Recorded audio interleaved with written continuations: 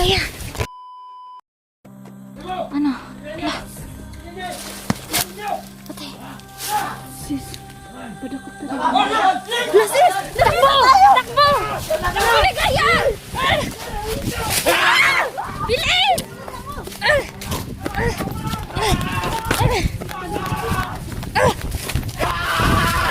Ligaya!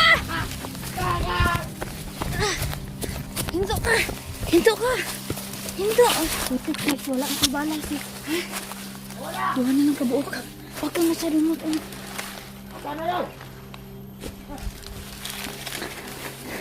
Dito ka lang. Dito ka lang.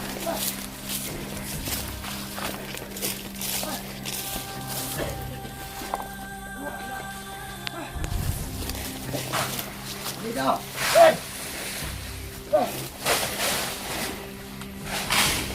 Dito lang yan, nagtatago!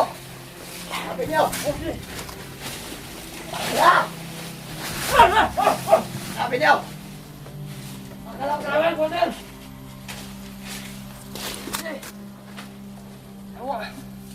Wala! Sabi niyo! Yee! Sabi niyo!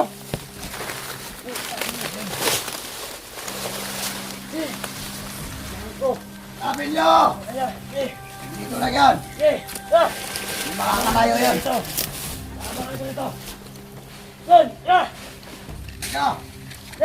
Dito! Sabi, hanapin mo!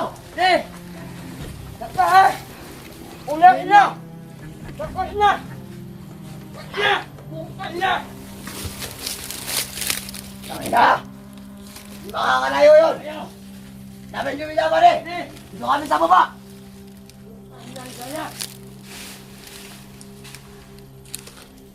Talagan! Hayop ka rin si Dungus. Pati hindi ako nang lunian. Ligaya. Ligaya. Halika na. Tayo na saan. Baka walang ano dito.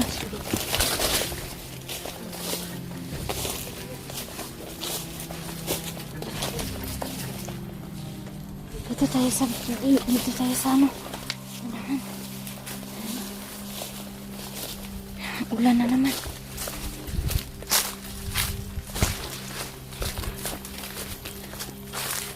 Ayan. Ligaya. Silent kill.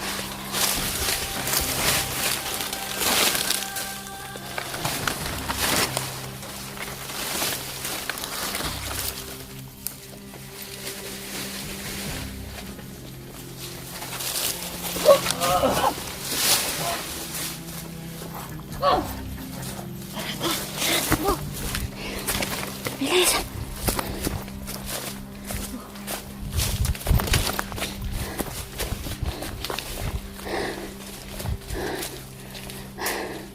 Bago. Diyos ko. Ligaya. Dito tayo magpapahinga, Ligaya.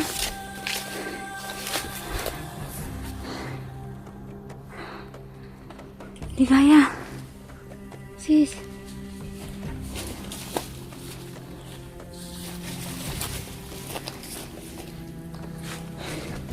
Anong gagawin natin ngayon?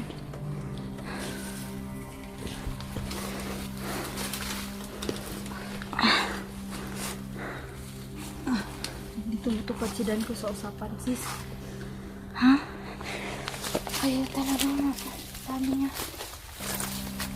kanina. Magdala daw ako ng pira at saka bigas. Para kapalit kay Kuya Alpa. Pero nung nandyan sa harap si Kuya Alpa, pumayag siya. Pero dinala na si Kuya Alpa doon sa kung saan nila dalalhin. Pinahabol niya ako. Oo, ni Kuya Alpa. Hindi na nga, sis.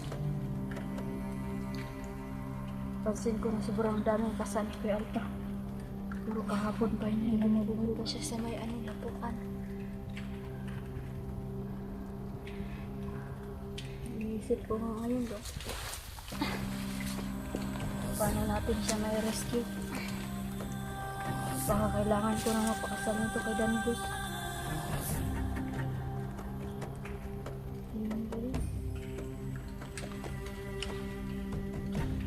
kasi akong naisip eh. Alam ko naman na ikaw gusto nila na gusto ko yan. Kung mapapahuli na naman ako ulit. Sinabi niya naman sis na mahal niya tayong dalawa. Pero parang mas mahal niya ako kaysa sa'yo. Kaya nga. Kita mo naman ang ano niya. Kanina. Sabi niya, sige, mapakamatay ka. Pero sabi ko, sige, papakamatay talaga ako. Bigla na lang siya nag-amo na naman. Huwag mahal, huwag kang magpakamatay dahil papakasal pa tayo. Maghanap muna lang tayo ng paraan. Kasi alam ko naman sis, yung sa mga ibang hunters na nakakita sa mga video natin, hindi nila tayo tutulungan dahil sakit. Siguro kung wala ako, baka sakaling tulungan kanila.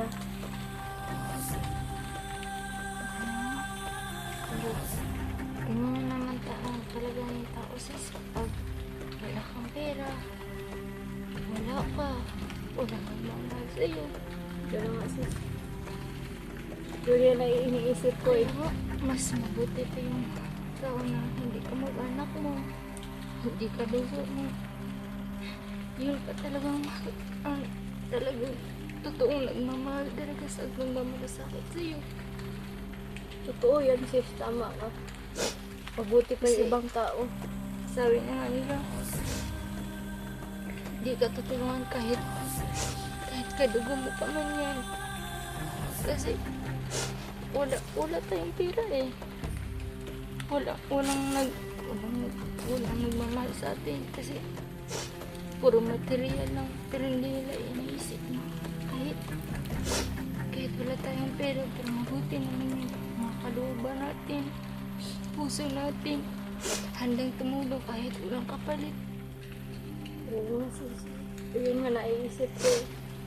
Naisip ko na sinasabi nga ng iba na ang titigas ng ulo niyo kasi kahit sinabihan na kayo wag na kayong magpabundok, nandyan pa rin kayo.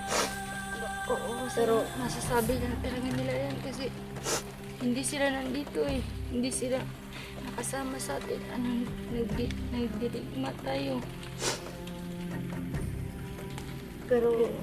Pero tayo, once na may makita tayo na taong kailangan ng tulong natin, di tayo mag-atubili na tulungan sila. Kahit wala tayong kakayahan, pero ginagawa natin ang paraan para makatulong sa kanila. Pero tayo pa rin ang nagiging masama. Tao lang din tayo, kaya naramdaman natin sa atin ba na ganyan tayo, ganyanin tayo, super masasaktan tayo, hingi tayo ng tulong. Sino ba naman tayo natatawag? Lalo na't kasamahan natin. Hindi natin kailangan titiisin lang. Mag-ano lang tayo, tingin-tingin lang, walang ginagawa. Kaya nga, magsasakripisyo tayo kasi kaibigan natin yan kahit di man kamag-anak. Kamag-anak nga hindi nga tumutulong sa atin eh. Hindi nga tayo pinapahalagahan. Yun nga sis, minsan naisip ko, parang ang daya naman nila. Mabuti pa yung ibang tao. Kasi na-appreciate pa yung mga ginagawa natin. Unang-una, syempre, malaking salamat po talaga ni Ma'am Sis. Kasi siya talaga ang gumawa ng paraan para ma-rescue ako. Syempre sa team Rap Sheet po, sa team She Warriors, maraming salamat sa inyo lahat. Sa aking mga kaibigan, ano man po ang kahihinatnan ng aking nagawin. Sana maintindihan niyo po ako. Kasi iniisip ko po talaga na pakasalan ko na lang siguro si Dancruz. Pabalik na lang siguro ako sa pagkabandido.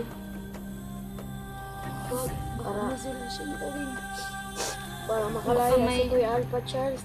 Baka may tutulong din sa atin na ibang vlog na makatingin sa atin ito. Sa ating video. Sana na ano yun yung mga puso nyo na tulungan nyo kami. Yung mga kaibigan ko sis, hindi na ako umasa. Kasi alam ko Kaya kalimutan na nila ako. Kasi, nasabi na karani ko yung Alpha na dumating sila, sila Luz at saka si Inday. Siyempre, ang aking kinakapatid na si Brando. Maraming salamat kasi nandyan sila para tumulong sa akin. Ma-appreciate ko lahat ng effort nila para sa akin. Nagpapasalamat talaga ako sa mga kaibigan ko na kahit wala akong pera na natili pa rin sa tabi ko. Doon ko talaga nakilala yung mga tunay na kaibigan. Yung hindi ka lang sasamahan sa mga masasayang bagay. Sasamahan ka rin kahit down na down ka.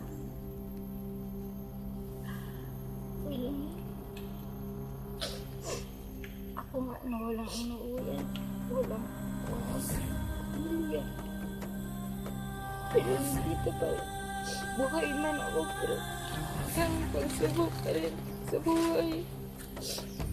Inisip ko ang anak, mas okay na yun siguro na mamatay na lang tayo kasi nabubuhay naman tayo para pagsubok lang. Kurang hanggang katapusan talaga. Lahat na may mga kaibigan ka, saka naman mawawala. Ayun na nga eh. Minsan pa nga, yung mga kaibigan ko minsan ang nagda-down sa'yo. Imbis na masaya ka kasi may kaibigan ka, may tao ka masasandalan kapag talagang may manghihina ka, may taong mag-aangat ulit sa'yo. Pero minsan, yung kaibigan pa minsan ang naglulubog sa'yo lalo para mabaon ka. Diyan nakatagpo ka lang talaga ng kaibigan na hindi kasi sulit ng pagmamahal mo na tinuturing mo sa kanya. Hindi ganyan talaga. Swerte lang talaga. Sasabihin Gaya na ng nila, makatagpo ka ng tao, totoo talaga magpapahalaga sa'yo. Kasi walang hinihinging kapalit. Yan yung tunay na pagmamahal. kaya nga sis. Kaya kanina, pinipigilan ko lang talaga na mag-iyak lang kasi baka makita tayo. Mas lalong gumugulo talaga kapag mabihag ka kasi ako na lang. Wala na akong kakampi. Inisip ko kasi sis, sa sitwasyon ni Kuya Alpha Charles. Ayaw ko na nakita nyo naman na yung iba, mga viewers ni Kuya Alpha, unti-unti na nila akong sinisisi dahil kasalanan ko daw. Na nabihag si Kuya Alpha, tumulong lang si Kuya Alpha pero napasama pa yung pagtulong sana, hindi naman daw ako tinulungan. Okay lang yan. Pero Sana mamahalin niyo pa rin kami kahit hindi naman po. ganito. Hindi ko ginusto po na mangyari kay Kuya Alpha yun. Mas gusto ko na ako na lang ang patayin. Sis, Diyan, si Danica. masid ka.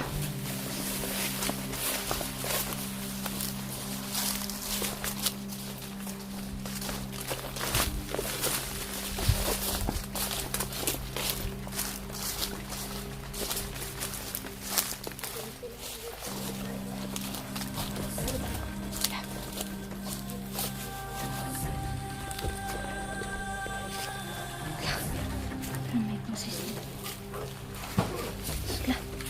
Bilis.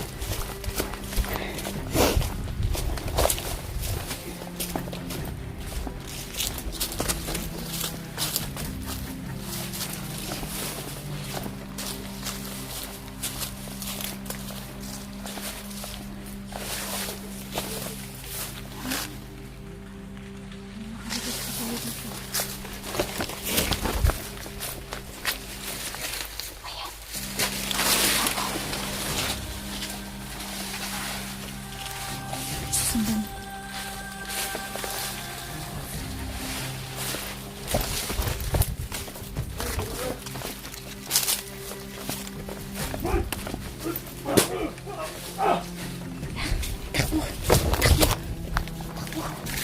Sino ba yun? Sino ba yun?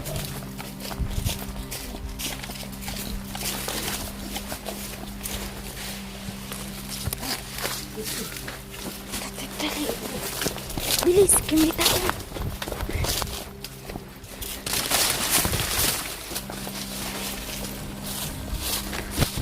ba yun?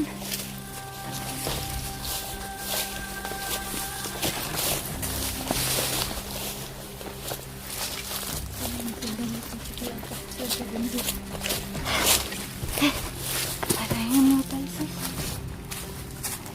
Kailangan masundan natin si Kuya Alpa, sis. Kung na siya dinala, sis. Kailangan makita natin. Ano yung malaking butas dyan?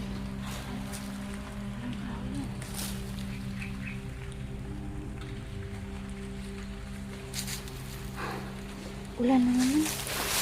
Wala na nga. Ano tayo makaano nito? Wala na talaga siguro. Sa ba? Yun ang inisip ko, sis. Kaya nga sabi ko, bahala na lang to. Kung may pagkakataon ako makipagpalit kang Kuya Alpa, subukan ko lang. Subukan ko. Kailangan i-sacrifice ko yung sarili ko para wala na si Dangos masaktan pang ibang vlogger. Iniisip ko na lang ngayon, sis, kung sana hindi nila patayin si Kuya Alpa. Kaya nakita mo naman, sobrang dami na nabugbog ni Kuya Alpa. Parang lalo akong nagigilty. Masaya nga ako na nakatulong si Kuya Alpa sa akin na na-rescue niya ako. Kahit hindi patay, Pero siya nakakalabas. naman nagdurusa. Alam naman natin na may pamilya talaga siya. Patay tayo sa pamilya niya. Kaya nga, ito nga yung inisip ko, sis. Paano na ngayon yung pamilya ni Kuya Alpa? Alam ko magagalit sila sa akin. Pero alam ko rin na maintindihan nila yung pagtulong ni Kuya Alpa bilang isang hunters. Tumulong lang din siya sa kapwa niya. Hindi tulad ng iba. Parang dito na naman yung boses nila. Tara. Dito. Dito muna tayo. Yeah. Bigaya, nandito sila. Yan. Hey! Dia kau ni ayaw! Ayaw! Hey! Hello! Ah! Ayaw mo.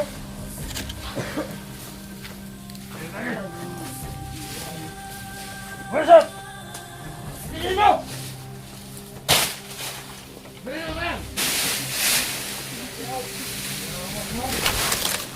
Tara, sis.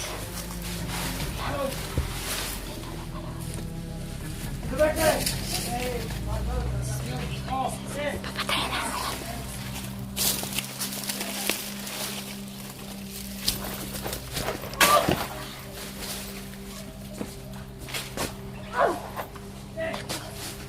Bilis. Bilis.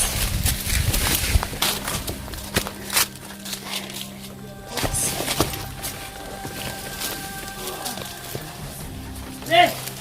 Hello!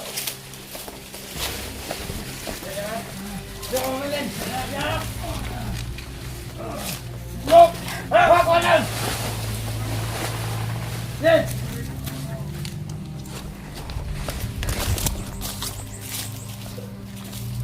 Tawa ka lang!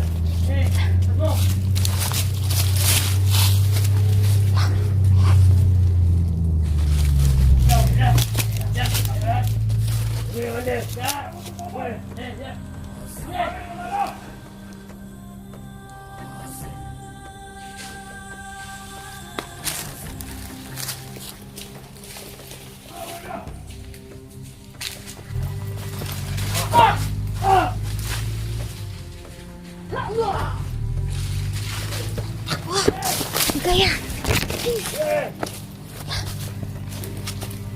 Sana ba yun? Meron pa isa. Patayin mo. Alika, ikaw na naman. Bilis. Ikaw na naman papatay. Bilis, Bigaya.